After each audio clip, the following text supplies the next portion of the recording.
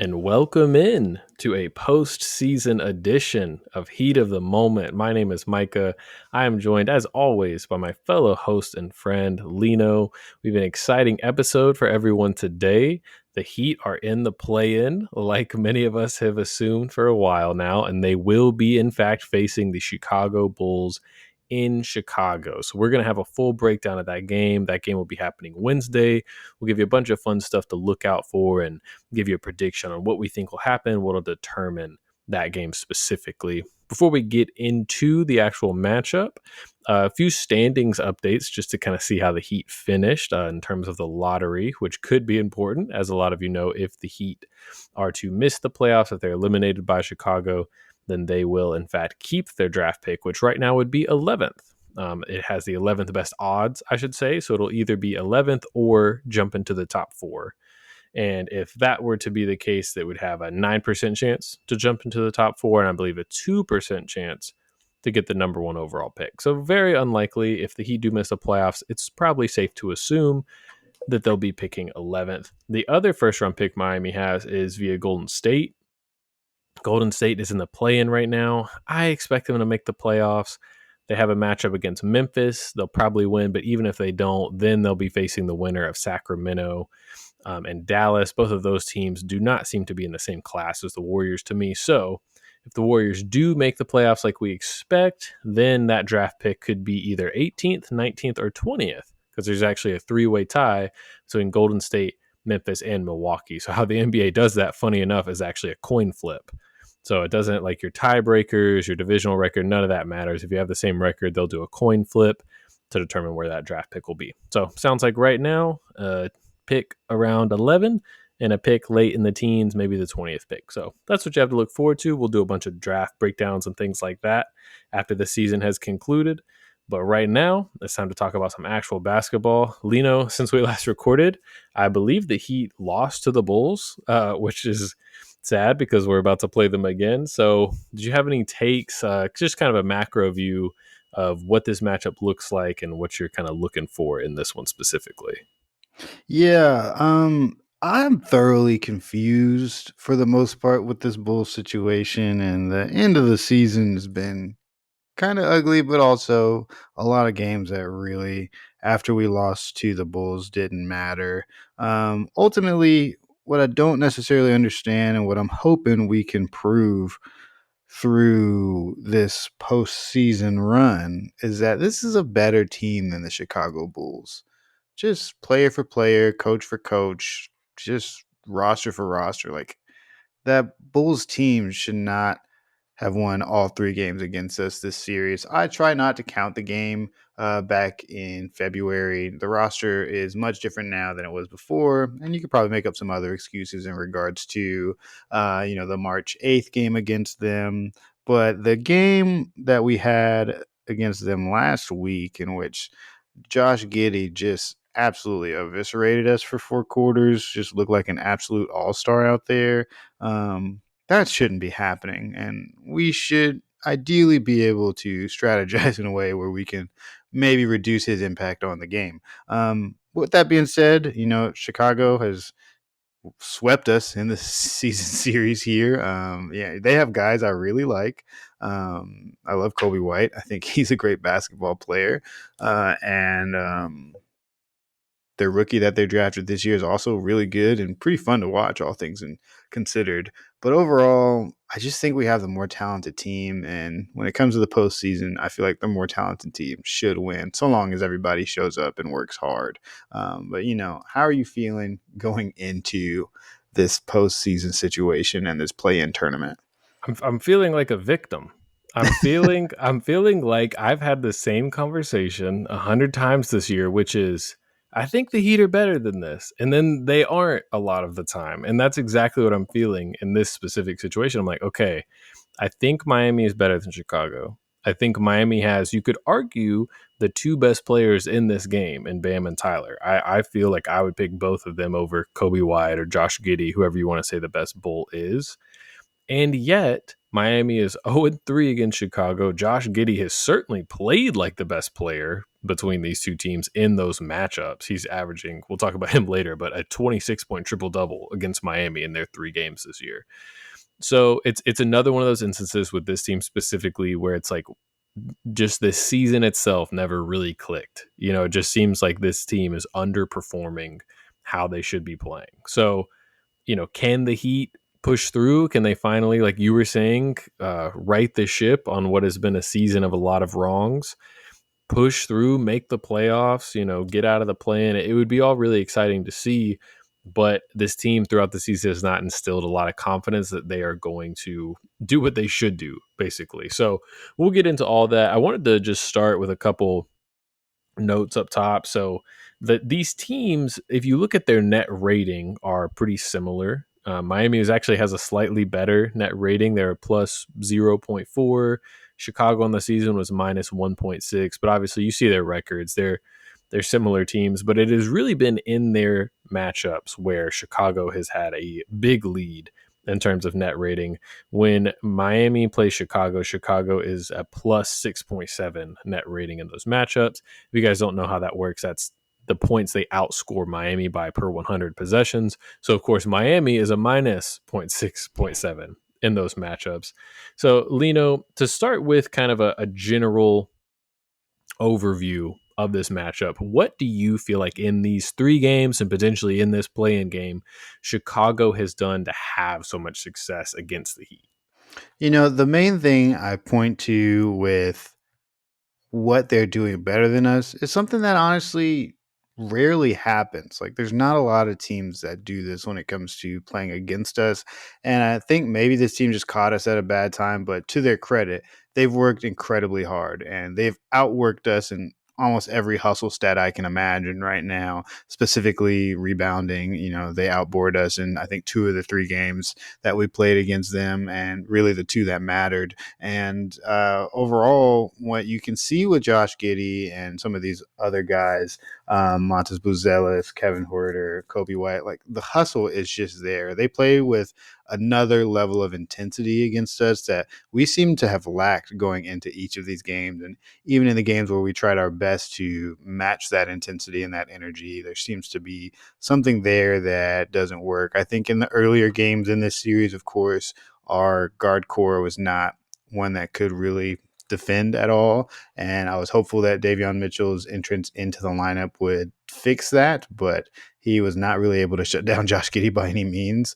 And so, yeah, I think ultimately they've kind of killed us in the backcourt and really killed us when it came to just getting out there and playing hard.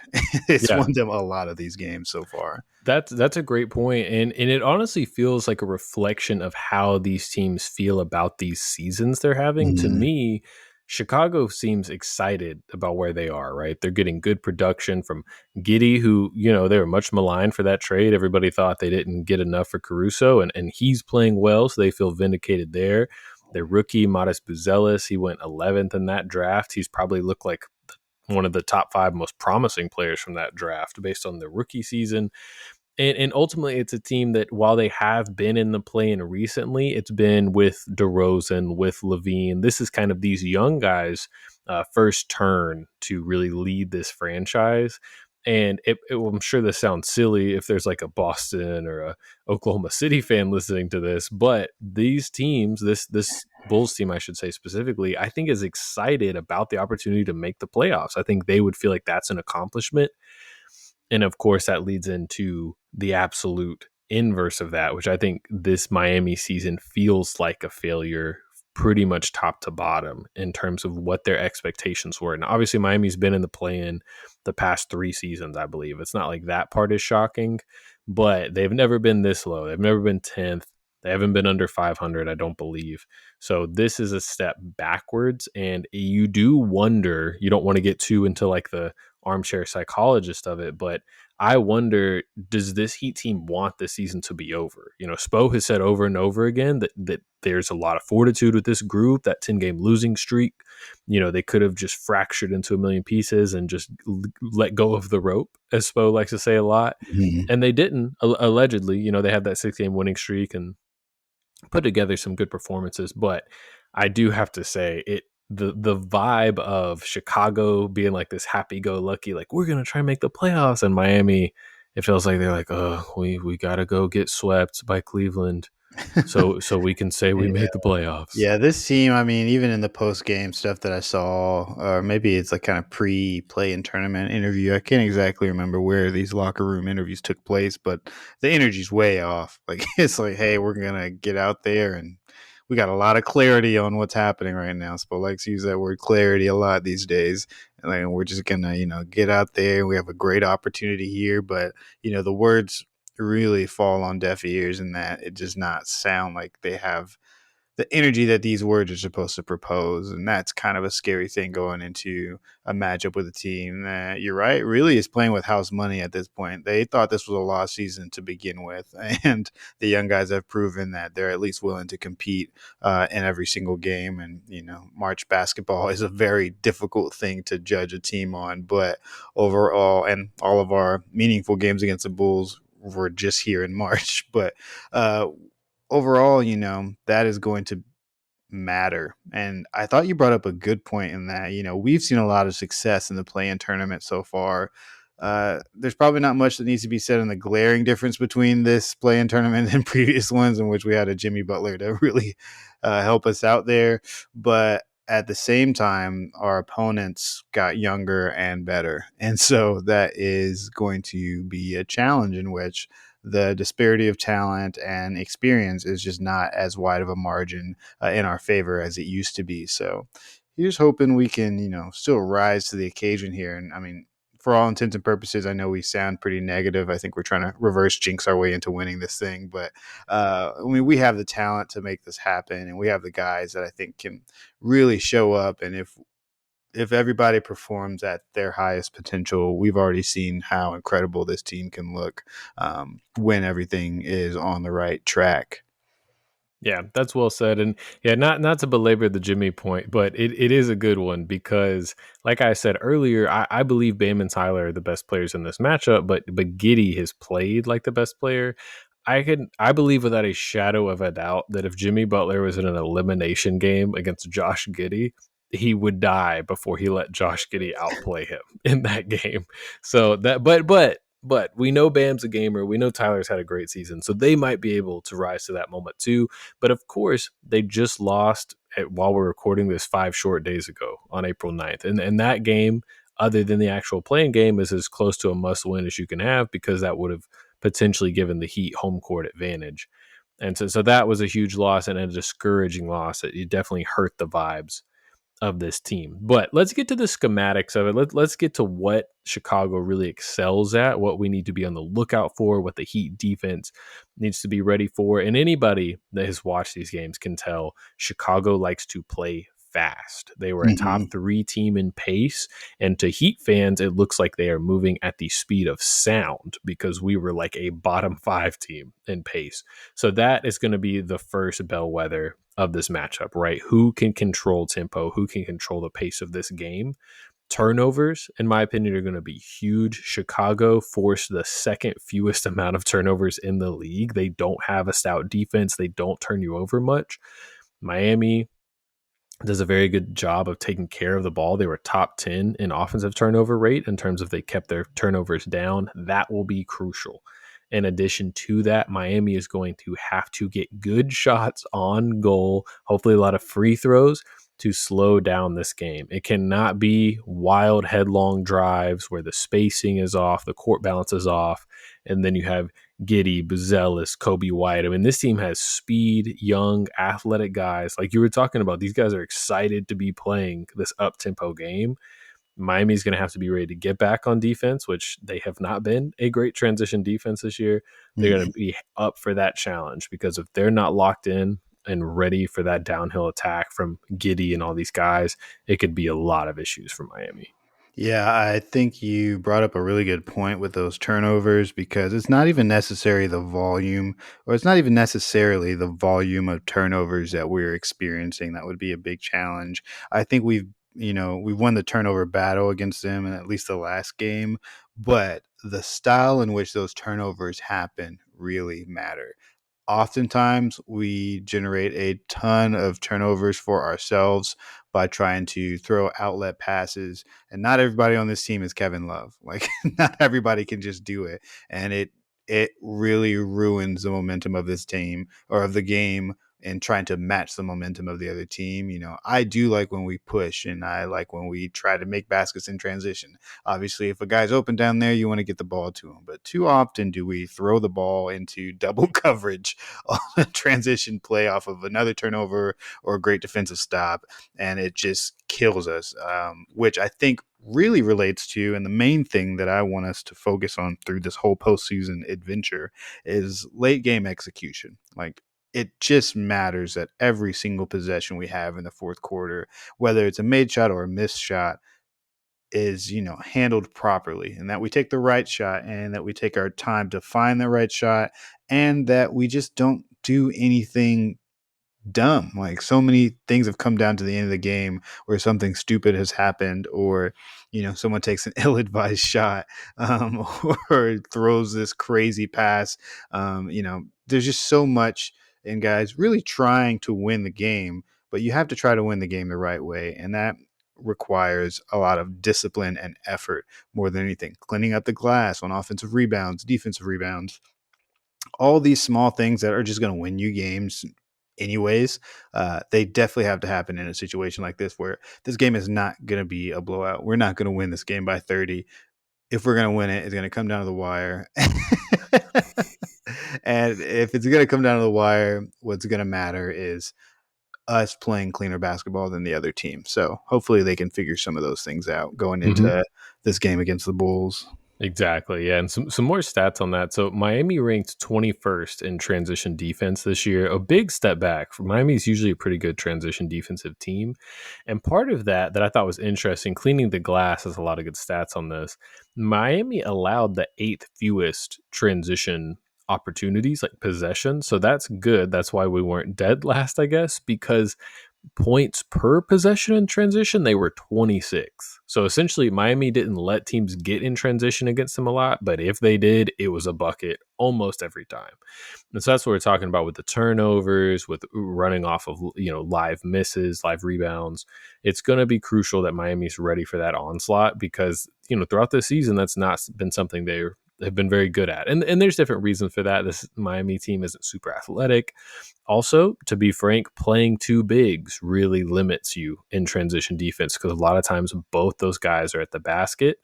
And even though Bam and Kalel are pretty athletic for big men, can get down the court in a hurry, you're still just your court schematics are going to be, your court balance is going to be off if you're playing those two guys a lot. So we'll talk about specific players and adjustments later, but I do wonder if that is something that might limit the amount of two big lineups we see just because Spo will try and be maybe more athletic and quick in that front court.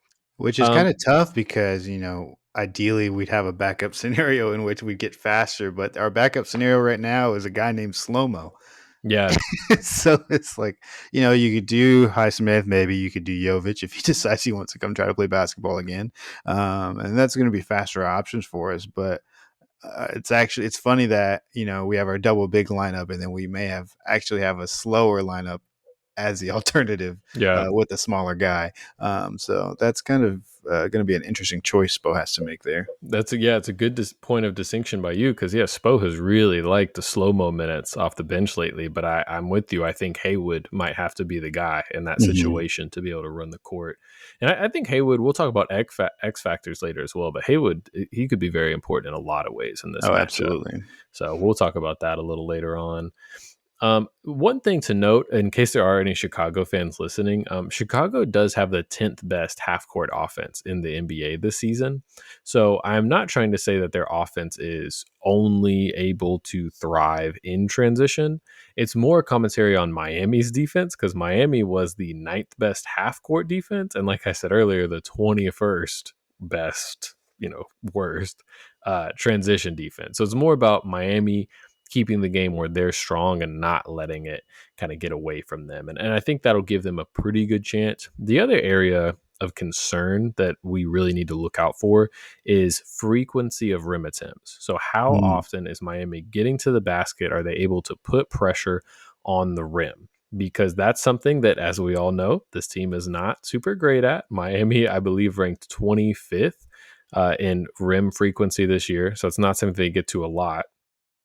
But the Bulls allow the 26th most rim frequency. So the Bulls allow a lot of attempts at the rim. They allow 34% of their defensive field goals, like guarded, are at the rim. But here's the crazy part. So on average, Chicago allows 34% of shots at the rim. But in these matchups this season, Miami's rim frequency, this is how many of their shots took place at the rim.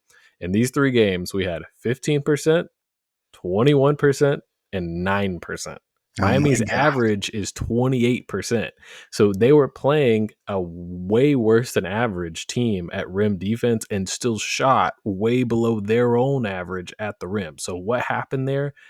I don't know. I think part of it is so Chicago plays a very deep drop because Vucevic is quite flammable in the pick and roll. If you guys have watched these games, he's not much of a defender, but what that deep drop allows is floaters. And Tyler is elite at floaters. You know, you and I have talked about more and more guys on the team are taking floaters.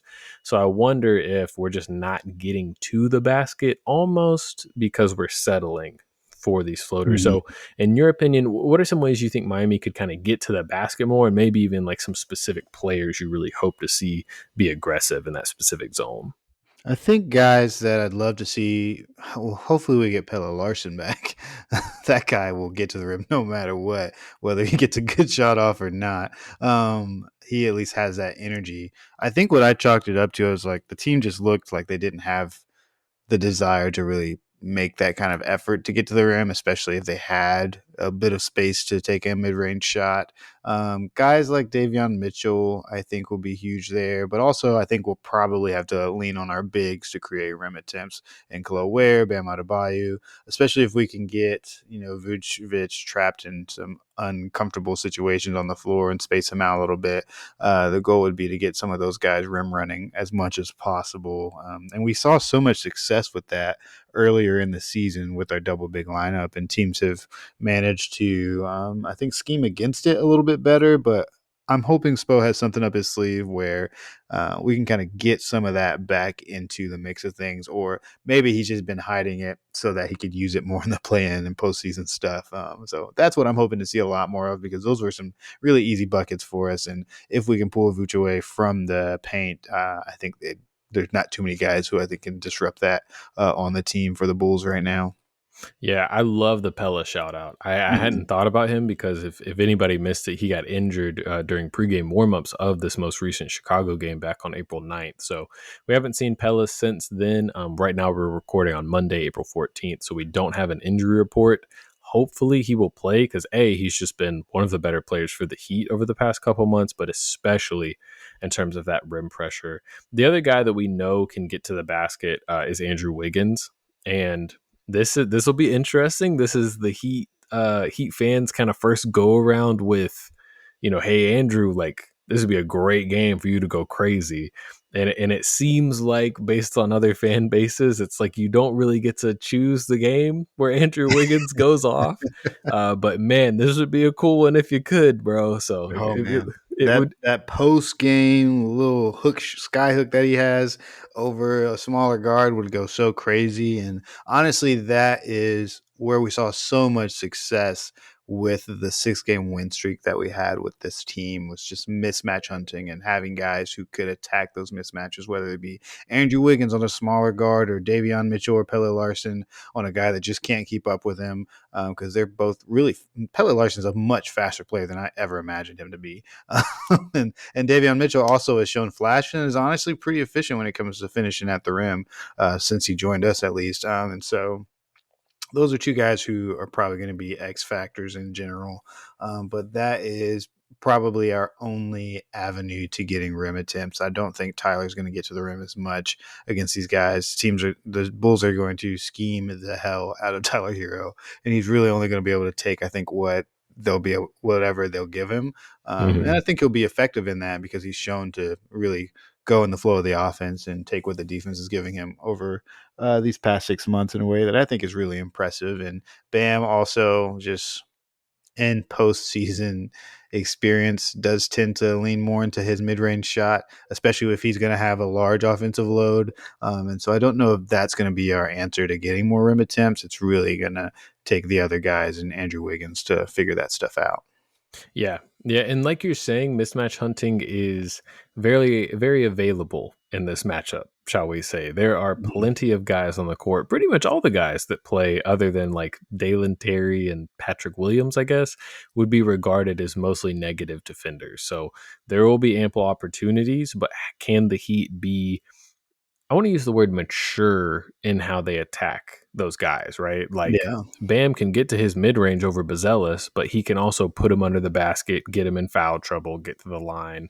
Same thing Hmm. with Tyler. He can get to that floater against Vooch in the pick and roll, but he can get to that floater almost anytime. Can he challenge him at the basket? Can he be aggressive and, hurt him Try to that get him way? some foul trouble, generate some free throws. Who do you think is the most likely candidate to generate the most free throws in our lineup against this team?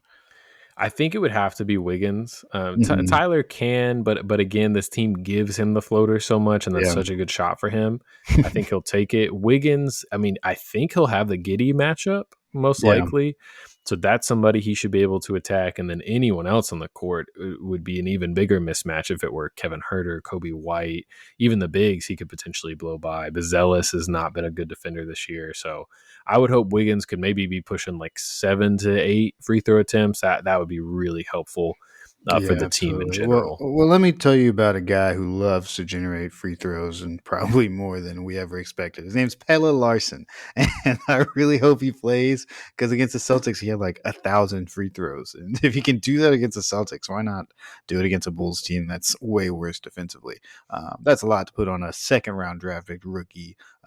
Putting our season on the line for that guy, but he really is, I think, going to be the X factor, mostly because I think Pella has the distinct energy that the Bulls have in like one person. Like if there's Hmm. anybody in our lineup who really seems to show up to every game highly energized and motivated in ways that felt like how Jaime played in seasons past.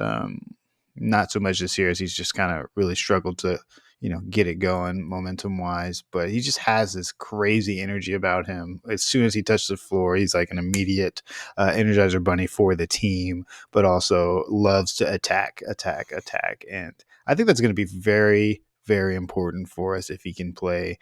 I'm going to say all this stuff and give him all this praise, and he's either not going to play or he's going to be terrible. But if he plays like the Pella we've seen all season, I think this is one of the teams that it could be most effective against. Yeah, yeah, well said. And it's all gravy. If Pella is able to give you some good minutes, some free throw attempts, some transition defense, some athleticism, that's great.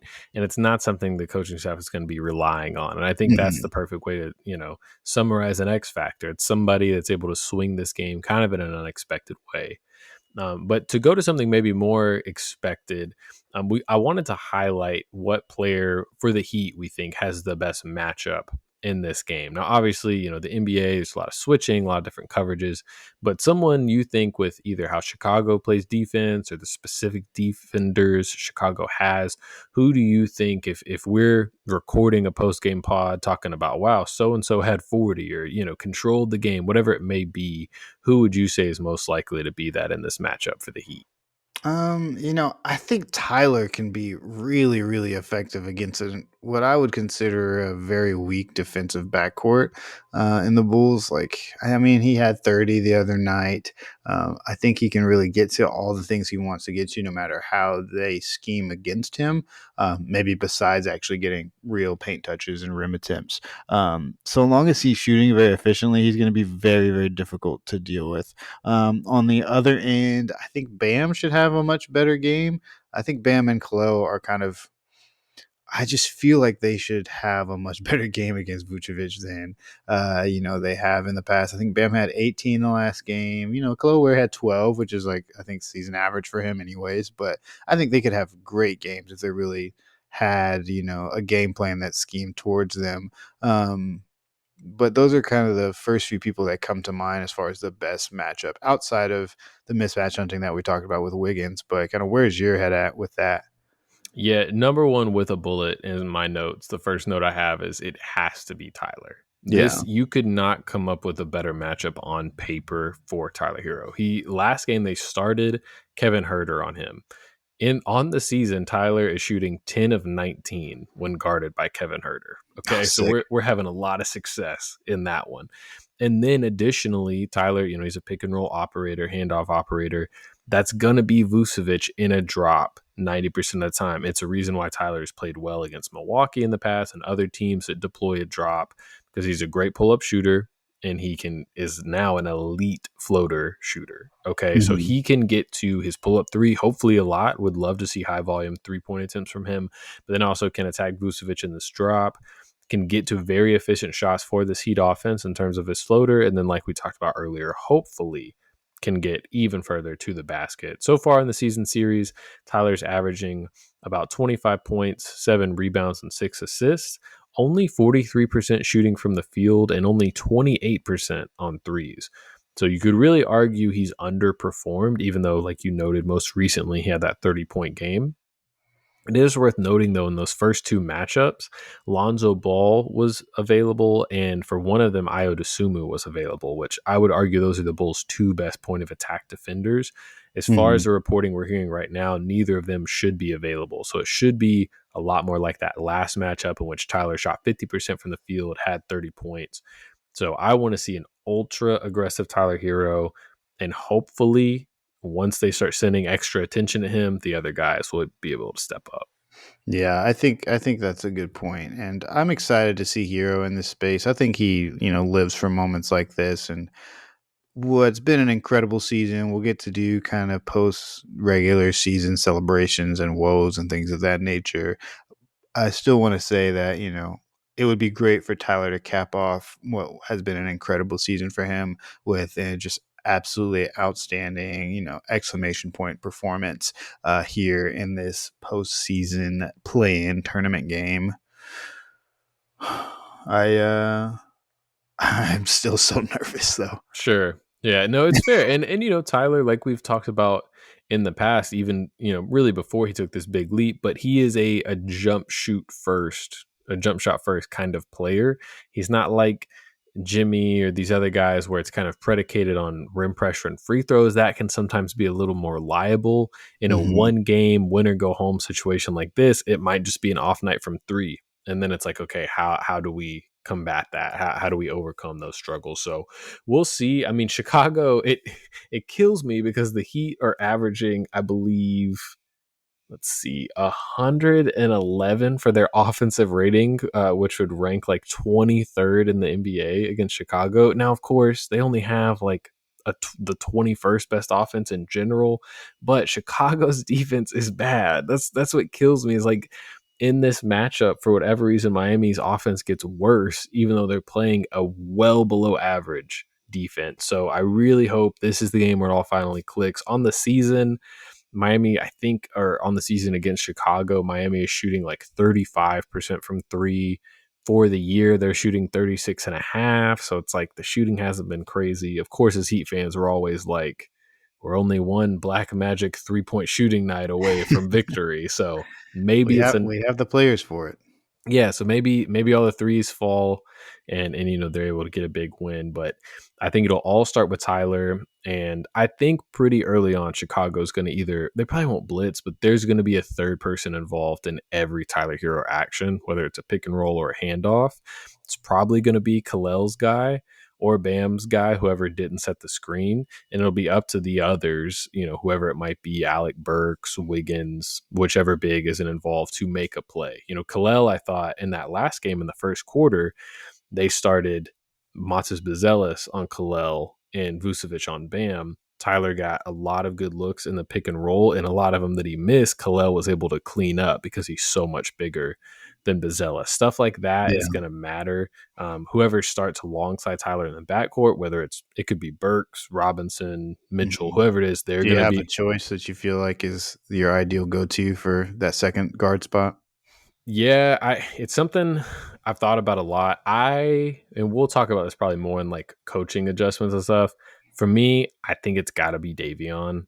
Mm. So the last matchup, the Heat started Burks and Tyler. And what they did was they put Wiggins on Kobe White, because you hear a Hero Burks backcourt, who's going to guard the other team's best guard. They put Wiggins on Kobe White, and they put Bam on Giddey, which I liked in theory. And it's not like Giddey scored a lot on Bam, but Giddey went off that game. Most of it was in transition and against mismatches, but still, that did not really stifle Giddey's game. And it put Andrew Wiggins kind of out of position. Tyler and Burks were kind of chasing around Herder and Bazella. So I think it makes a lot more sense to start Davion, and then you can start Wiggins on Giddey, which I think is the best defender we have for Giddey. He's just equally sized. And that also allows Bam to either be on Vucevic or Buzelis. And then that's Mhm. going to limit a lot of the other things that can happen on offense. It's tough to guard the Chicago team because they're a very equal opportunity based offense. You know, Yeah. it could be Herder, Giddey, Kobe White, Buzelis, Vucevic. I mean, they have any of those guys, if they scored 20 in this playing game, would not surprise me. And that's a dangerous thing to contend with. But to me, I mean, I just think Davion's been one of the Heat's 5 best players this year. It's an elimination game. Play him 40 minutes and, Mhm. live and die with that guy who we just know plays winning basketball.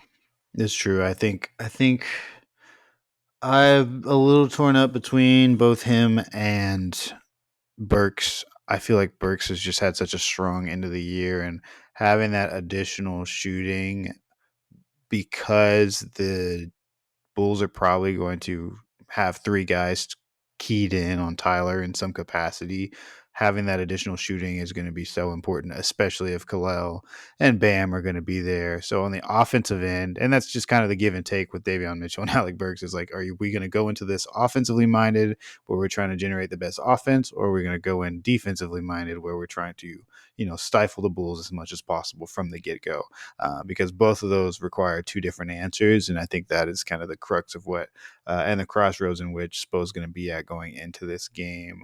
But given that, if we were to start Davion Mitchell, I think that would be our best defensive lineup. What do you feel like the defensive priority should be when facing this Bulls team? Well, it sounds crazy, but I guess it has to be Josh Giddey, right? I mean, I Yeah. think Miami so far has kind of kept Kobe White in check this season. Kobe's averaging like 20 a game against Miami on pretty poor shooting. I think he's shooting like 40% from the field. So you don't want to ignore him because that's a guy that can put up 35 in a hurry. But Giddey has, like we referenced earlier, averaged 26, 10, and 10 on 60% shooting against Miami this season. And that's not for lack of effort. I mean, they've had a lot of Wiggins on him. Like we mentioned earlier, they've tried Bam on him. So I think he has to be the priority. He also, you could argue, even though they're a good passing team, is Chicago's only like above average playmaker. Hmm. So it is easy as a Heat fan to kind of fantasize about the world in which if Giddy's really stifled, who's creating open looks for this team, right? It's not like if Bam's on Vucevic, you don't have to double Vucevic. Like you're not doubling anybody else. So that's, I think, the most important thing. I think that's kind of the tip of the spear, head of the snake of the Chicago offense. And I think Wiggins could do a good job on it. I mean, I was watching all of Giddy's baskets. I mean, he's shooting like 50% from 3 against Miami this season. Like some of that Awesome. is just weirdness that, I mean, a lot of them were open, but a lot of his threes are open and they don't usually go in like that. So hopefully some of the shooting shows out a little bit, because I think if he has to score one-on-one off the dribble against Andrew Wiggins, I really like Wiggins' chances in that matchup. Hmm. I agree. Yeah, I think it's so interesting that this team can just kill you with a great performance from Josh Giddey. Like, Mm-hmm. that's not what anybody expected to have to say going into this season. And, shout out to him for, making an impact, because it's definitely not the conversation I thought we'd be having 6 months ago, let alone at the beginning of the season. So we'll see what happens. But I think, yeah, doubling him is going to really mess with the flow of the offense, but hopefully Andrew or the Bulls offense, but hopefully Andrew Wiggins can, guard his yard in a way that makes a real defensive impact. And you're right that, hopefully this is just one of those Andrew Wiggins games that we have no control over whether or not we're going to get. Andrew Wiggins, hear my call. Just, do your thing, brother. We always believed in you. Absolutely. Yeah. And I was looking at different stats. Davion had some pretty good success on Giddy. And in terms of forcing him into extra actions, I saw one pick and roll possession where Giddy had to kind of go back and forth on a Vucevic screen a couple times to finally get a decent look against Davion, in which he missed. Davion forced 3 turnovers as the primary defender on Giddy. So I envision if Davion starts, he'll be on Kobe White and Wiggins will be on Giddy, but Spo might have liked what he's seen, in that matchup, and he might continue to put Wiggins on Kobe White and then, just have Davion pressure Giddy full court the whole game. Like what if the Heat give Giddy superstar treatment in this single game? I mean, it sounds kind of sad as a concept, but what if they blitz him on every pick and roll? He's a great passer. Is that something he's ready for though? Like, is he, and maybe I shouldn't say every pick and roll, but what if they do a fair amount of surprise blitzes against him? Is Vucevic ready to operate on the short roll 4-on-3? Is Dalen Terry ready to knock down corner threes? I think you could at least mess with their flow, because they are a team, when they're comfortable offensively, they flow well. Yeah, I think getting disruptive is going to be the name of the game in general, and forcing this team to go just in a completely different direction is going to be key. And we have one of the best coaches when it comes to those kind of things. So I feel, I don't know how I feel. I want to say I feel confident, but this has just not been a season of confidence, and so I'm hoping that this Miami Heat team will bolster my confidence once again going into this postseason game and showing us what this team is really supposed to look like. Yeah. And I mean, this sounds sad, but I do think Chicago's a weirdly bad matchup for Miami. Like, Yeah. I think we're on paper, like, if Miami and Chicago played, every team 100 times, Miami would probably have a slightly better record. But this matchup specifically has not been great for Miami. And we'll just have to see if they can overcome it. I think I was listening to the Zach Lowe show today, which, shout out to Zach Lowe. So glad he's back making podcasts.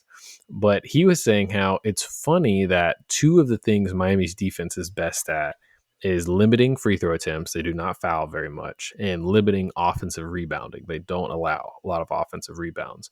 But what's funny about that is Chicago never gets to the free throw line and doesn't offensive rebound at all. So two of the things Miami is best at stopping, Chicago doesn't even do.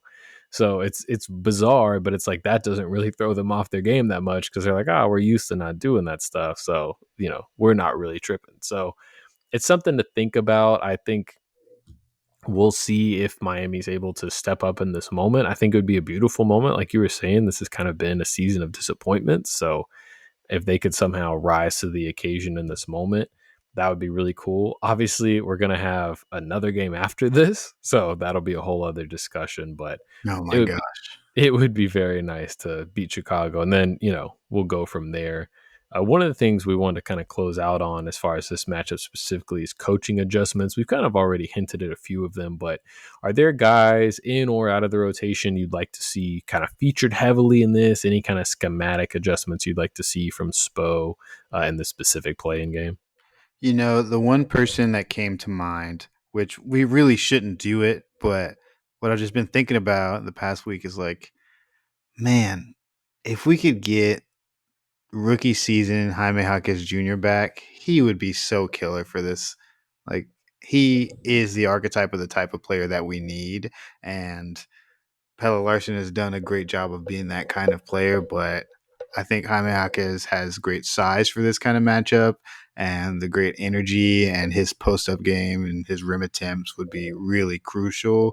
I just don't know if we're going to get the same kind of performance that we got from him against the Wizards, against this Bulls team. But watching him do that to the Wizards, I was like, man, the guy might still be in there somewhere, except he's only able to do it against a Wizards team. Yeah, it's Jaime. Yeah, when we were talking about Pella, it did remind me of Jaime. I was like, man, like somebody that can get to the basket, can get free throw attempts. Like, that's something Jaime can do, but the 3-point shooting has just been such a struggle this season. And really, Kyle Anderson's minutes are where you might kind of target, playing Jaime instead, because usually those backup units, it's just Kalel. It's a little more spacing. So it may be something like that. Jaime can get a look. If I had to guess, I think Spo's going to go with the starting five we've been used to: Mhm. Davion, Haywood, and Kyle, and that's going to be kind of what he rolls with, his top 8. and hopefully really heavy minutes for our main guys. Hopefully Wiggins is up for that. Obviously Wiggins just came back from injury, but heavy minutes for our main three, and hopefully they're able to rock and roll from there. Do you have any other thoughts on the Chicago matchup? Anything else you're kind of looking out for? You think it's better or worse if Jovic comes back for this game? I don't think it's a good idea. My only glimmer of hope would be it was a hand injury. So like in Mhm. theory, he could still be in pretty good shape. But Yeah. that's still just like even a regular season NBA game is hard to jump into. I mean, we saw Wiggins. I mean, he looked kind of out of sorts returning against Chicago after missing a few games. So it would be hard to expect Nico. Nico's only played against Chicago, I think, once this year. He had 20 points. He looked pretty good. So it would be cool. But I kind of thought he had to play in that Wizards game, that season finale, to have a chance to make it Yeah. in this one. But we'll see. Man, I miss that kid. Till next season, I guess. Yeah. Nico is sorely missed. He provides a skill set that really no one else on the team does. And I think specifically would be helpful in this matchup with his size and shooting.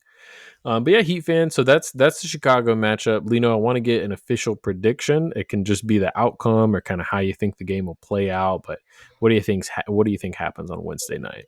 I think we get a Pelle Larson 30-point game. We win 113 to 112. All right, that sounds like a heart attack waiting to happen for Heat That is fans. what I'm expecting. It's a very, very long night. Yeah, I think the Heat win. I'm just gonna keep falling for this. I guess it's only right on a season where I keep getting my hopes up that I continue to. So I think the Heat are able to get it done behind big performances from Tyler and Bam. I just think they're the two best players in this matchup. I think the Giddy stuff finally regresses. I think he has more of a pedestrian game, more of an average game from what we've seen from him, and I think that Heat are able to hold on. So Oh, we man. both think the Heat will win. Hopefully, that's what happens. And Heat fans, if you're wondering if they do win, what will happen? Well, they will face the loser of the Atlanta Orlando play-in game. That game is being hosted in Orlando. That will be played on Tuesday night.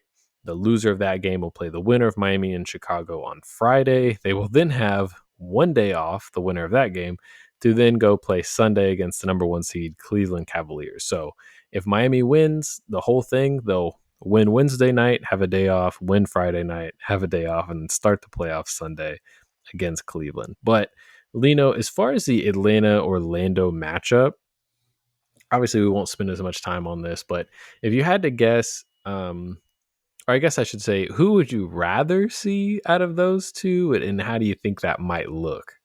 I'd probably rather see the Hawks. And I like this Hawks team. You know, they're a young team. I think they've got a lot more potential than maybe this season has given them credit for.